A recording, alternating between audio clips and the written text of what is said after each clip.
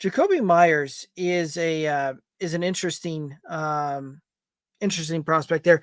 106 targets last season, 71 receptions, 807 yards, and 8 touchdowns. Thoughts on Jakobi Meyers? He is a great Robin to Devontae Adams Batman, right? Um, will it be Aiden O'Connell? Will it be Gardner Minshew? I'm a little curious about the quarterback situation. The only thing that I really, do like about Jakobi Meyers is that he can play that role well. Does he get 106 targets again? Maybe not, just because Vegas has a few more options, I guess, namely that big old tight end from Georgia that they just drafted that I would expect to get involved a little bit more in the pass game. But I like a Jakobi Meyers here, especially like a Jakobi Meyers at 123. Give me him in the 10th round, inject that to my veins all day. I love the value on Jakobi Meyers. I think he can absolutely be a top 24 receiver again this year.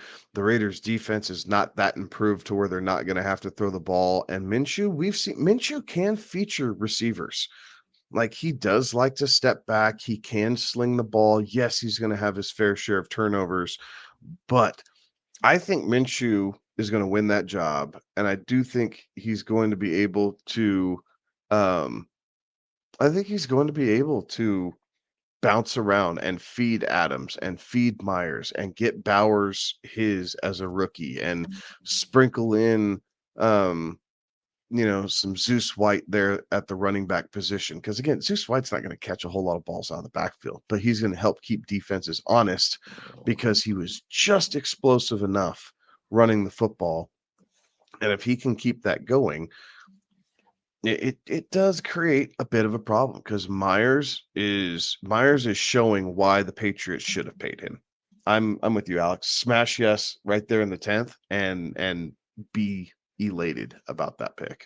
Absolutely. There's some incredible value for Jakobi Meyers where he's coming off the board. Do we see a regression in touchdowns? I think we probably do.